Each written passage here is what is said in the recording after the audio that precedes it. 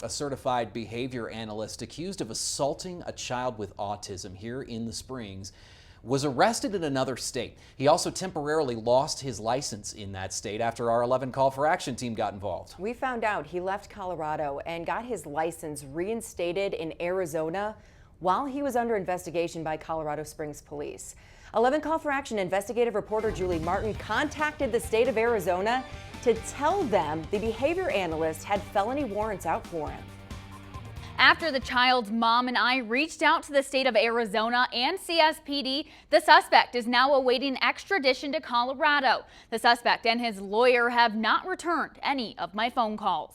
These are pictures from the mother of the child. Arrest papers say in August, Brian Schaefer picked up the child and threw him across the room. The papers go on to say that Schaefer placed both hands around his neck for 5 seconds. The child told police he couldn't breathe and thought he was going to die. It happened at Rehab for All. The facility said in a statement they have a zero-tolerance policy and Schaefer was no longer there. That was in August. Schaefer then went to Arizona and got his license reinstated on October 22nd.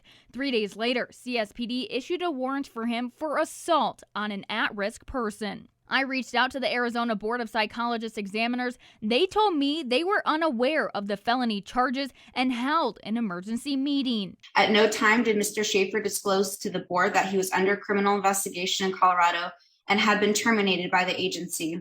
Online records show just last week, Schaefer's license in Arizona was suspended for 6 months, and the board will review the suspension after that. Schaefer was arrested in Arizona and went before a judge last week. His bond was set at $25,000. In court, his attorney demanded an extradition hearing. Tonight, Schaefer is out on bond. Tomorrow, Schaefer will be back in court in Phoenix for that extradition hearing. I'll let you know what happens. The mother didn't want to go on camera with me, but said she is saddened to know that someone in a position of trust could do this to a child. Julie Martin, 11 Call for Action.